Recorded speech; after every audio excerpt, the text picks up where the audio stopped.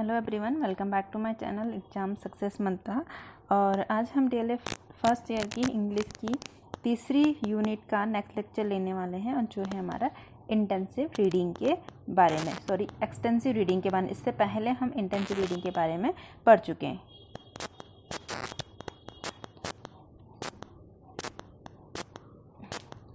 तो आज का लेक्चर शुरू करते हैं।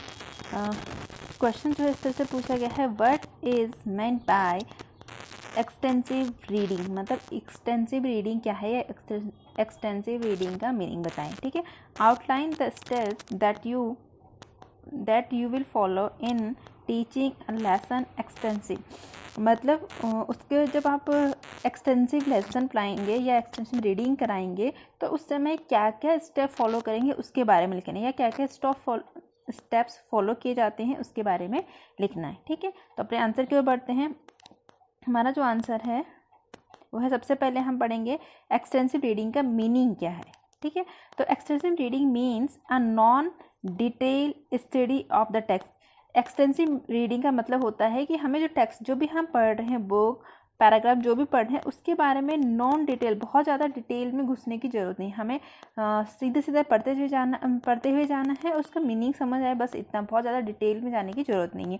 डिटेल में हम कहाँ पढ़ते हैं, इंटेंसिव रीडिंग के दौरान हम क्या डिटेल स्टडी करते हैं। ठीक है, it is to read a lesson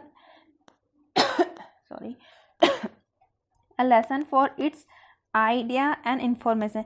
it is to read, इसे पढ़ा जाता है, मतलब एक लेसन को पढ़ा जाता है, किसके लिए पढ़ा जाता है, फॉर इट्स आइडिया, उस लेसन में आइडिया लेने के लिए, उसकी इंफॉर्मेशन, लेसन में क्या इंफॉर्मेशन है, क्या आइडियाज़ दी गई, इसको जानने के लिए उसे पढ़ा जाता है। ठीक है, इट्स एम, इसका एम क्या है एक्सटेंसिव रीडिंग का, तो extensive reading its aim is not so much improve language as to gather ideas. इसका जो एम है ये नहीं है कि जो बच्चे की लैंग्वेज उसे बहुत ज़्यादा इम्प्रूव करना, उसे बच्चे की लैंग्वेज को बहुत ज़्यादा इम्प्रूव करने से कोई मतलब नहीं है। ठीक है, तो मतलब किस चीज़ से है, एज टुगेदर द आइडियाज़, जो आइडियाज़ हैं उस कंटेंट में जो भी आप पढ़ रहे हैं टेक्स्ट में, उसको टुगेदर करना, उससे इकट्ठा करना, उससे संजोना, ये एक्सटेंसिव रीडिंग का क्या एम है। ठीक है, एनी इम्प्रूवमेंट, अब हम अगर पढ़ाई कर रहे हैं, कोई टेक्स्ट पढ़ रहे हैं, तो कुछ ना कुछ इम्प्रूवमेंट जरूर होगा हमारी लैंग्वेज में। तो जो भी इम्प्रूवमेंट हमारे एक्सटेंसिव रीडिंग के दौरान होता है वो क्या है, एक तरह का बाय प्रोडक्ट है एक्सटेंसिव रीडिंग का। उसका मेन ऑब्जेक्ट वो नहीं था, मेन उद्देश्य वो नहीं था, बट जब हम कुछ काम करते हैं, किसी फिक्स एम के लिए हम कोई काम करते हैं, उसके साथ साथ हम कोई नई नई चीज़ें भी सीख जाते हैं, वो क्या हो जाता है, उसका बाय प्रोडक्ट होता है। Any improvement in the language is a by product.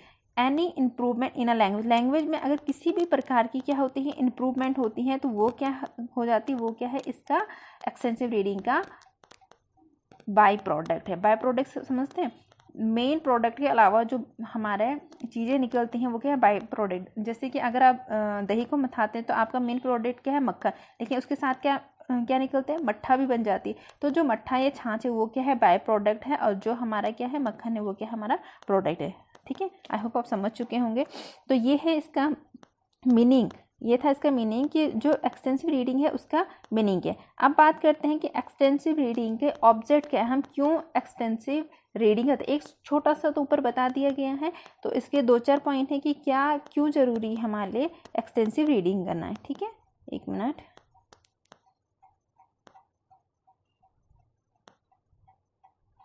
ठीक है, पहला पॉइंट है enriching the student knowledge.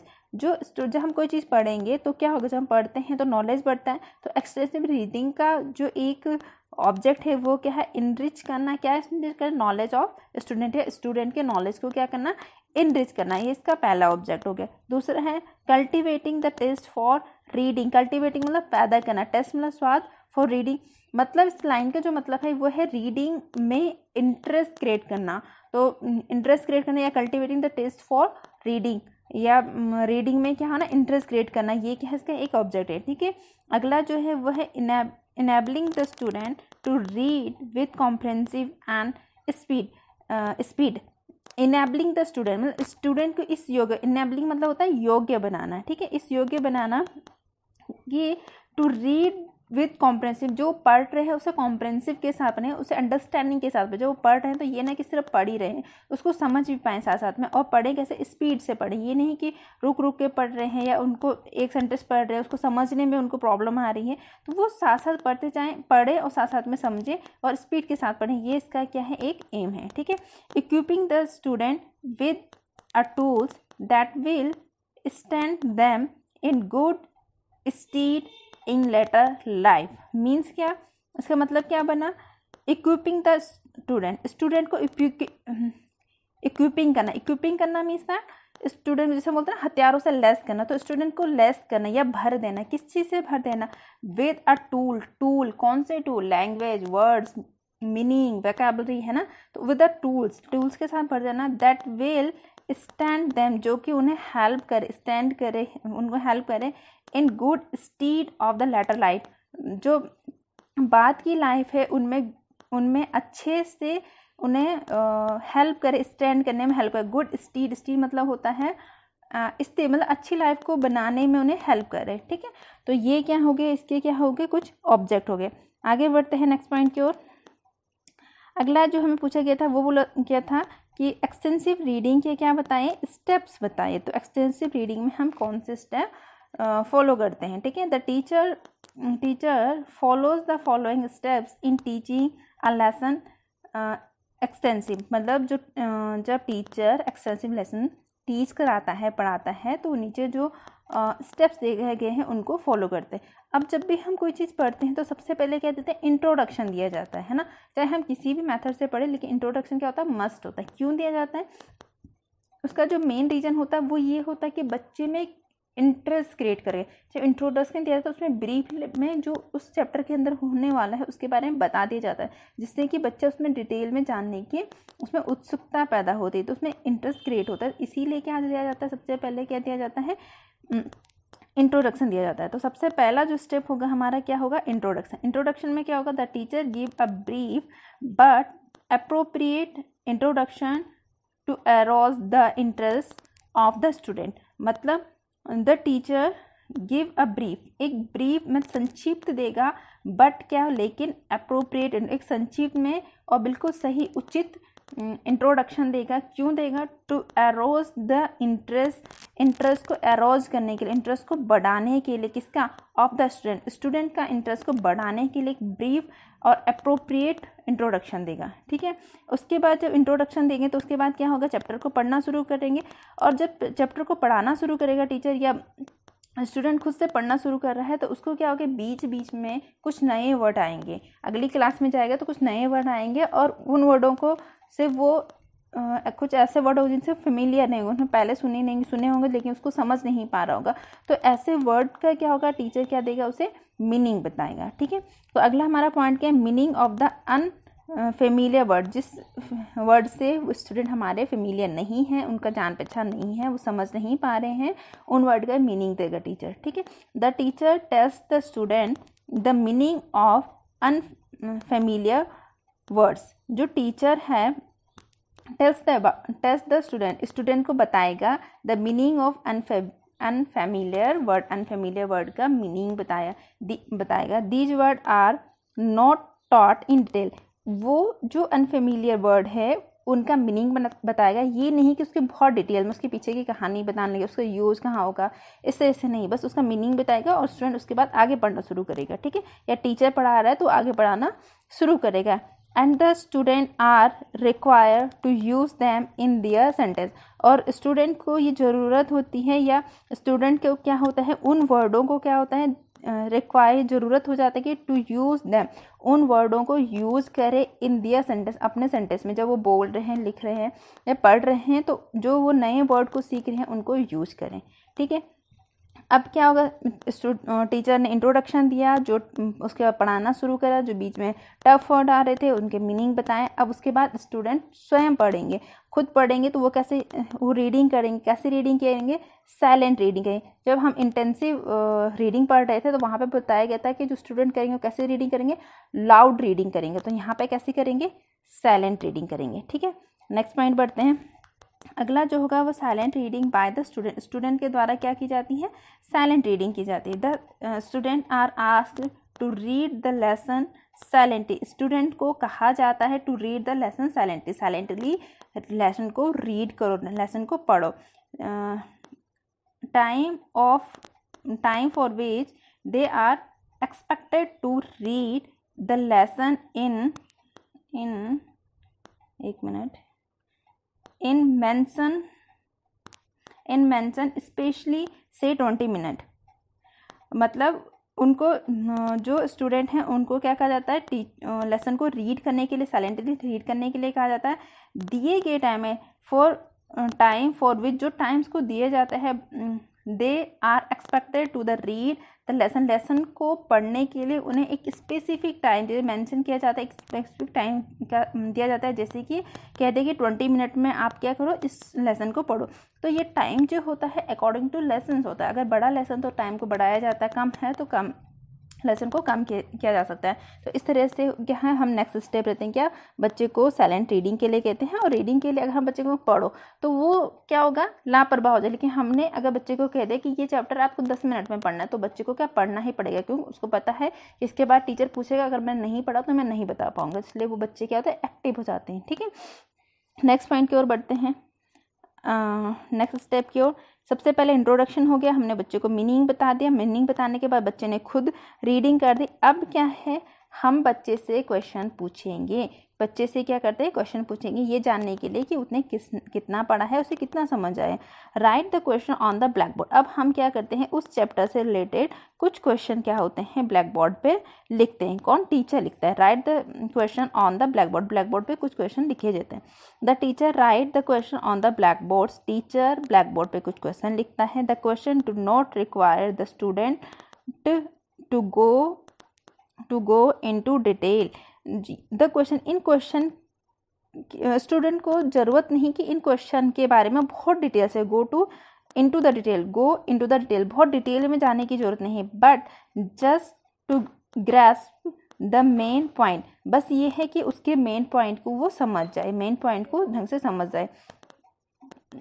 The writing of question give direction to the student. क्यों ये क्वेश्चन लिखे जाते हैं, क्योंकि ये क्वेश्चन क्या होते हैं, बच्चे की रीडिंग में एक डायरेक्शन देते हैं। ठीक है, आप रीडिंग होगी बच्चे से पूछ लें। अब नेक्स्ट पॉइंट क्या होता है, हमारा अगला स्टेप जो हो जाता है वो होता है टेस्टिंग द कॉम्प्रिहेंसिव। अब टेस्टिंग द कॉम्प्रिहेंशन का टेस्ट करने का मतलब कि जो पढ़ रहे हैं उसको समझ पाए या नहीं समझ पाए, इस बारे में जाना। The student are asked to answer the question, जो स्टूडेंट है उनसे क्वेश्चन के आंसर पूछे जाते हैं। If a student fail to answer the question, यदि कोई स्टूडेंट किसी क्वेश्चन का आंसर देने में फेल होता है या क्या देता है, गिव अ रॉन्ग आंसर, या गलत आंसर देता है, तो क्या कहता है, other student should be asked to reply. तो दूसरे स्टूडेंट से फिर वही क्वेश्चन पूछा जाता है और बच्चा क्या करता है, उसका रिप्लाई करा जाता है। ऐसा क्यों, उनके अंडरस्टैंडिंग लेवल को समझने के। बच्चे ने चैप्टर तो पढ़ लिया 20 मिनट, अब उसको जो उसने रीड करा है उसे समझा है कि नहीं समझा है, इसके लिए क्या किया जाता है, बच्चे से कुछ क्वेश्चन पूछे जाते हैं और बच्चे उसके आंसर करते हैं। ठीक है, उसके बाद हो गया कंप्लीट, उसने पढ़ लिया, उससे समझ भी आएगा, उसे क्वेश्चन भी कर लिया। अब क्या होता है, होमवर्क दिया। लास्ट जो स्टेप होता है हमारा वो आ जाता है हमारा होमवर्क। ठीक है, होमवर्क में क्या होता है, the student may be require to read the rest of the lesson at home.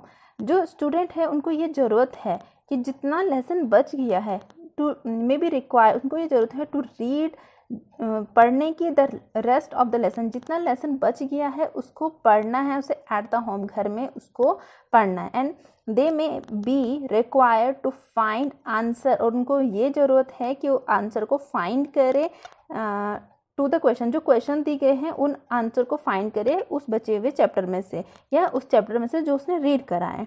Right them in their notebook, और उसके बाद जब वो आंसर को फाइंड करते हैं तो उसके बाद अपनी नोटबुक में उसके क्या करें, राइट करें, अपनी नोटबुक में उसको लिखते हैं। तो इस तरह से क्या हो गया, वो 5 स्टेप्स को क्या करेंगे, फॉलो करेंगे जब एक्सटेंसिव रीडिंग की जाती है। ठीक है, अब हम नेक्स्ट पॉइंट की ओर बढ़ते हैं। नेक्स्ट पॉइंट है हमारा एडवांटेज। अब हमने एक्सटेंसिव रीडिंग तो कर दी, लेकिन इसके फ़ायदे क्या क्या एडवांटेज हैं इसके, तो इसके एडवांटेज को समझ लेते हैं। एक मिनट, इसके एडवांटेज को समझ लेते हैं। इसके जो एडवांटेज हैं वो हैं, it help in assimilation of the idea. Extensive reading student को हेल्प करती है किसी भी आइडिया है इन्फॉर्मेशन को असेमिलेट करने या आत्मसात करने। असेमिलेशन करना के मतलब होता है कि जो उसके पास पहले से कुछ इन्फॉर्मेशन है उस इन्फॉर्मेशन के साथ अपनी नई इन्फॉर्मेशन को कनेक्ट करके एक नई इन्फॉर्मेशन को बनाना है ना, एक ज़्यादा अच्छी ज़्यादा बेटर इन्फॉर्मेशन को बनाना। यानी कि हम सीखते कैसे, हमें पहले से कुछ पता होता है, हम उसके साथ क्या नई चीज़ों को कनेक्ट करते हैं। जैसे कि जैसे छोटा बच्चा है, ठीक है, उसे पता है, उस सबसे पहले क्या जानता है कि ये सब क्या है, फ्रूट है। धीरे धीरे वो समझ रहा है ये एप्पल है, एप्पल क्या है, एक फ्रूट है। मतलब उसने एप्पल को किस चीज़ से कनेक्ट करा, फ्रूट से करा, तो ये क्या हो गया, उसका असेमिलेशन हो गया। तो इसी तरह से हम भी क्या करते हैं अपने जीवन में हर नई चीज़ को असेमिलेट, जो हमने पुरानी सीखी होती है उनसे नई चीज़ को जोड़ते हैं, हम जल्दी सीखते हैं। और चीज़ों को सीखने का तरीका भी यही होता है, ठीक है।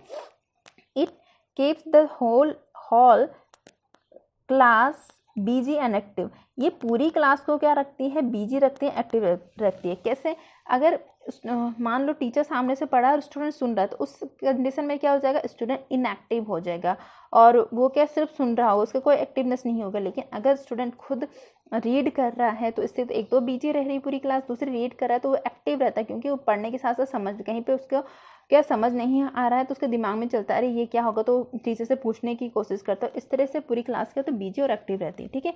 इंक्रीज द वोकैबुलरी, अगर हम कोई लैंग्वेज पढ़ रहे हैं, कुछ भी पढ़ रहे हैं, तो जायज़ बात है कि कोई नए वर्ड मिलेंगे जिससे हमारे वोकैबुलरी क्या होगी, इंक्रीज होगी। It has high transfer of learning value since it prepare student for library reading. It has high transfer of learning. Intensive reading में क्या होता है, ट्रांसफर ऑफ लर्निंग की जो वैल्यू होती है बहुत ज़्यादा, मतलब हम लर्निंग को जल्दी से ट्रांसफ़र करते, एक चीज़ में सीखी गई चीज़ों को दूसरी चीज़ों में भी यूज़ करते, इसे बोलते हैं ट्रांसफर ऑफ लर्निंग, ठीक है। ये क्या तैयार करते हैं बच्चों को लाइब्रेरी रीडिंग के लिए, मतलब अपने आप से पढ़ने के लिए, क्या पढ़ने के लिए और ज़्यादा प्रोत्साहित करते हैं, इस तरह से आप समझ सकते हैं, ठीक है। It is pave the path, मतलब ये एक पैप द पाथ का मतलब एक पथ का रास्ता देती है, एक रास्ता देती है, इस तरह से आप समझ सकते हैं। किसके लिए, for individual method of study.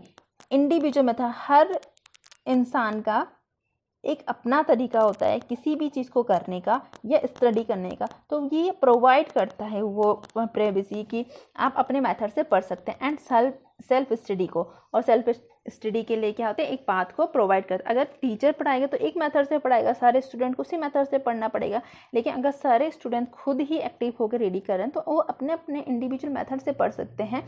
और इस तरह से इंडिविजुअल मेथड को क्या करता है, ये प्रोवाइड करता है, और सेल्फ स्टडी को ये प्रोवाइड करता है। तो यहाँ पर ये लेक्चर कंप्लीट होता है, लेकिन मैंने इसके कुछ शॉर्ट नोट एक माइंड मैप की तरह बनाए हैं ताकि क्या हो, जो भी हमने पीछे पढ़ा है वो क्या है हमें याद रखने में आसानी हो और फिर हम उसको अपने लैंग्वेज में लिख सकें, ठीक है। तो आप ये एक्स्ट्रा चीज़ है, अगर आपको ये पसंद आता तो मुझे कमेंट्स में ज़रूर बताना ताकि मैं आगे भी इस तरह से करूँ, वरना अगर नहीं पसंद आता तो भी बताना, अगर फिर मैं क्या करूँगी, सिर्फ नोट्स के फॉर्म में आपको बताऊँगी जैसे पहले की वीडियो में, ठीक है।